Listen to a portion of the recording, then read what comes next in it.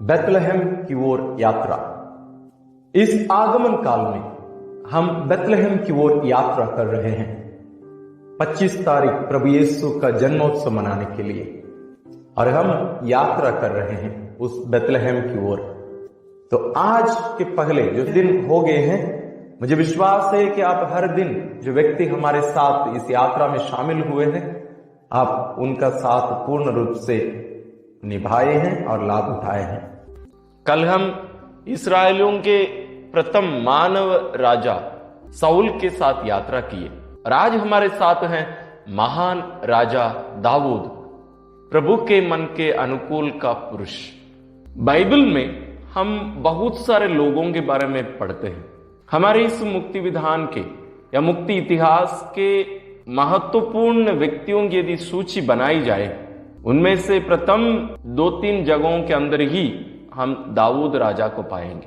आइए हम इस विशेष व्यक्ति के साथ आज की इस यात्रा प्रारंभ करते हैं। मैं विश्वास करता हूं आप राजा दाऊद के बारे में जरूर जानते होंगे और आप गहरे रूप से जानना चाहेंगे। अब जरूर पढ़िएगा सामुएल का पहला ग्रंथ अध्याय 16 से लेकर सामुएल का दूसरा ग्रंथ भी है, और राजाओं का पहला ग्रंथ में उनकी मृत्यु होती है। यानी एक संपूर्ण एक पुस्तक और उसके पहले पुस्तक के आधा से ज्यादा पुस्तक, ये सब दाऊद राजा के बारे में हमें बताते हैं। और इस्राएलियों के राजाओं में से सबसे एक महत्वपूर्ण राजा और लोगों द्वारा प्यार पाए गया एक राजा है, तो वो राजा दाऊद है। और राजा दाऊद का या दाऊद के नाम का अर्थ ही प्यारा है। और उनके पिता यिशै के 8 पुत्र थे, उनमें से सबसे छोटे राजा दाऊद थे। और ये राजा दाऊद एक चरवाहा थे। वास्तव में उस समय चरवाहा कोई लाचार व्यक्ति, माने कोई महत्वपूर्ण व्यक्ति वो चराने के लिए नहीं जाते थे, एक चरवाहा नहीं बनते थे। वे युद्ध लड़ने या और अन्य कोई कार्य करने के लिए जाते थे। जैसे दाऊद के बड़े भाई लोग जो 7 व्यक्ति हैं, उन लोग सब घर में नहीं रहते थे, उन लोग युद्ध के लिए चले गए थे। और वहां हम देखते हैं कि यह छोटा सा लड़का जो बकरी चराने जाया रहता है, उसी को ही ईश्वर अपने राजा के रूप में नियुक्त करते हैं। और यह सबसे छोटा व्यक्ति अभी ईश्वर की प्रजा का शासन करेगा। वह उसका अभिषेक के द्वारा, जैसे हम कल के हमारी इस यात्रा में भी हमने मनन किया कि अभिषेक होने का मतलब ईश्वर के स्थान पर रहकर कार्य करना या अपने आप को ईश्वर के हाथों में अर्पित कर देना। जैसे एक पेंसिल हमारे हाथ में अपने आप को अर्पित कर देता है, और जैसे हम चाहें वो हमारी इच्छा अनुसार वो उपयोग होता है, वो चलता है। उसी प्रकार अभिषिक्त व्यक्ति, जैसे दाऊद का अभिषेक हुआ था राजा के रूप में, उनके लिए भी यही चाहिए था कि ईश्वर की इच्छा पूरी करने के लिए अपने आप को पूर्ण रूप से उनके हाथों में दे दें। और राजा दाऊद अधिकांश वैसे किए थे। और आप जरूर आत्मविश्वास के बारे में सुने हैं, और आत्मविश्वास आप में जरूर होगा, लेकिन क्या आप में ईश विश्वास है? ये क्या होता है? इसका एक बहुत बड़ा उदाहरण हम दाऊद के जीवन में हम देखते हैं। सामुएल का पहला ग्रंथ अध्याय 17 में हम देखते हैं, उसके पहले भी एक गोलियत आता है और लोगों को डराकर इस्राएलियों से कहता है कि आपके पक्ष से एक व्यक्ति को भेजो, वो मुझसे लड़े, और यदि वो मुझे हरा दे तो हम आपके अधीन हो जाएंगे, या मैं उसको हराऊं तो आप लोग हमारे अधीन हो जाएंगे। और इसलिए इस्राएली लोग पूरा डरे हुए थे। और उस समय दाऊद, वो लड़का जिसका पहले से ही अभिषेक हो चुका रहता है दाऊद का राजा के रूप में, उसके बाद में वो आता है लड़ने के लिए, और हम देखते हैं उसके हाथ में कुछ नहीं रहता है, कोई अस्त्र शस्त्र कुछ नहीं।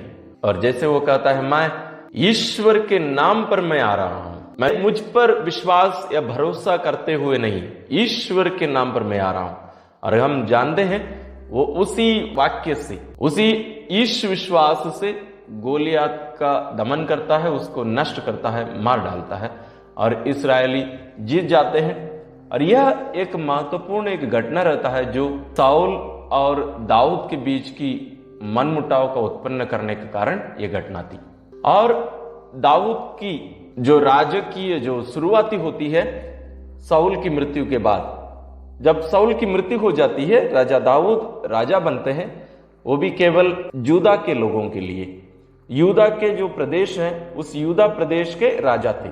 और लगभग 7 साल के बाद में अन्य जितने भी जो 11 पुत्र याकूब के थे, उनके वंशावली के लोग सब आकर राजा दाऊद से कहते हैं कि आप हमारा राजा रहिए। इस प्रकार राजा दाऊद वो एक देश जो इस्राएल कहलाता है उसका प्रथम राजा दाऊद बनते। और इसके बाद में हम देखते हैं कि ईश्वर उनको और भी आस पड़ोस के बहुत सारे राज्यों को उनके अधीन में कर दिए थे। कुछ समय बाद दाऊद राजा जो विधान की मंजूषा रहती है उसको यरूशलेम ले आते हैं, और उसके पहले ही यरूशलेम को अपना शासन का मध्य जगह बनाते हैं, वहीं रहकर वो शासन करते थे। और उनके बारे में, दाऊद के बारे में यदि हम और कुछ कहें, हम स्तोत्र ग्रंथ जानते हैं, उसमें बहुत सारे जो गीत हैं वो राजा दाऊद के द्वारा लिखे गए हैं। और इनके कुछ बहुत बड़ी गलतियां या पाप हम कहें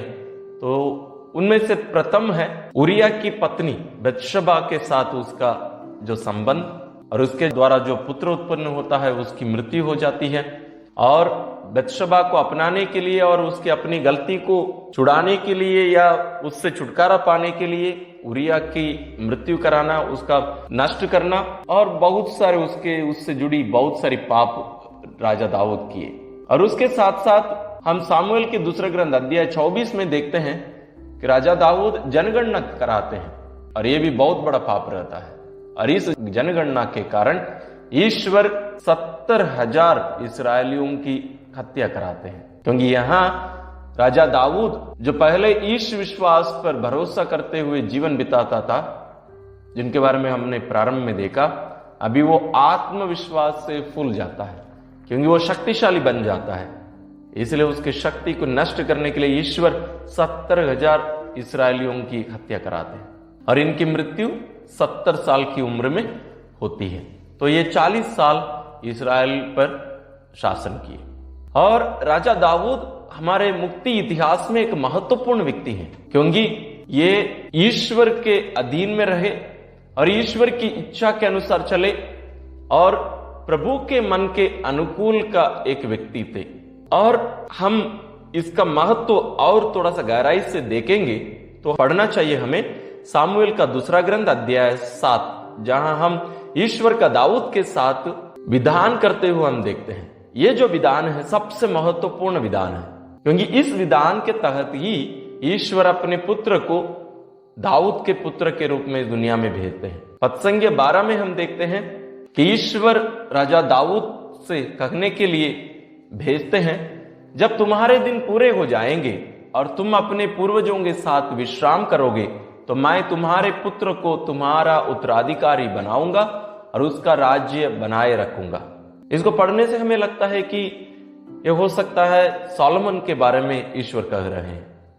नहीं, क्योंकि हमें मालूम है कि सोलोमन की मृत्यु के तुरंत बाद ये जो राष्ट्र एक बना था राजा दाऊद के शासनकाल में, वो 2 टुकड़े हो जाते हैं। और इसलिए पदसंख्या 16 में भी हम पढ़ते हैं, इस तरह तुम्हारा वंश और तुम्हारा राज्य मेरे सामने बना रहेगा और उसका सिंहासन अनंत काल तक सुदृढ़ रहेगा। जैसे मैंने कहा, ये वो सब नष्ट हो गया था और आज वो नहीं है, लेकिन ईश्वर कहते हैं कि अनंत काल तक सुदृढ़ रहेगा। तो ये जरूर सोलोमन नहीं है, बल्कि और कोई है, तो वो है प्रभु यीशु। इसकी इस बात को जो ईश्वर राजा दाऊद के साथ जो विधान किए थे, उसको हम इस बात से पूरा होते हुए हम देखते हैं। लूकस अध्याय 1 पदसंख्या 31 से 33 में हम पढ़ते हैं, स्वर्गदूत गब्रियल मरियम से कहते हैं, देखिए आप गर्भवती होंगी, पुत्र प्रसव करेंगी और उनका नाम ईसा रखेंगी। वे महान होंगे और सर्वोच्च प्रभु के पुत्र कहलाएंगे और प्रभु ईश्वर उन्हें उनके पिता दाऊद का सिंहासन प्रदान करेगा। वे याकूब के घराने पर सदा सर्वदा राज्य करेंगे और उनके राज्य का अंत नहीं होगा। याकूब का घराना इस्राएल, और हम जानते हैं कि नया इस्राएल प्रभु यीशु पर विश्वास करने वाले लोग हैं, या हम कह सकते हैं कलीसिया। और आज प्रभु यीशु हमारे द्वारा हम में रहकर शासन करते हैं वही सच्चा राजा है, जिनका सिंहासन आज भी बनाया रखा हुआ है। वो है सिंहासन उनका क्रूस।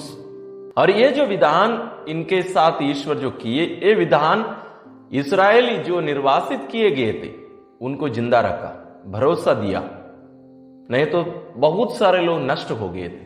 तो आइए हम प्रभु यीशु के ये जो जन्म है उसको राजा दाऊद की दृष्टि से हम देखने का प्रयत्न करेंगे। राजा दाऊद मुक्तिदाता के पिता है, यानी यीशु के पिता है। इनके द्वारा ही हमें मुक्ति मिली, यीशु के द्वारा। आज जब हम राजा दाऊद के साथ यात्रा कर रहे हैं, हम प्रभु यीशु की वंशावली में पढ़ते हैं कि ये दाऊद का पुत्र है और इनके द्वारा ही एक मंदिर का निर्माण होगा जो मनुष्यों के हाथ से नहीं बनाया गया है बल्कि जीवंत पत्थरों से बनाया गया है, जिसके बारे में हम पेतरुस का पहला पत्र अध्याय 2 पद संख्या 4 और 5 में पढ़ सकते हैं। तो आइए हम प्रार्थना करें। हे पिता, हम आपको धन्यवाद देते हैं आपके पुत्र के लिए, जिनको आप हमें हमारे मुक्तिदाता के रूप में दिए, और हम राजा दाऊद के लिए भी धन्यवाद देते हैं। हमारी इस यात्रा को सफल बनाइए ताकि हम आपके पुत्र का जन्मोत्सव योग्य रीति से मना सके। हम ये प्रार्थना करते हैं अपने प्रभु क्रिस्त के द्वारा, आमीन। तो आज हमारी इस यात्रा में राजा दाऊद हमारे साथ है। आप इनका साथ लेकर अपनी यात्रा सफल बनाइए। ईश्वर आपको आशीष प्रदान करें।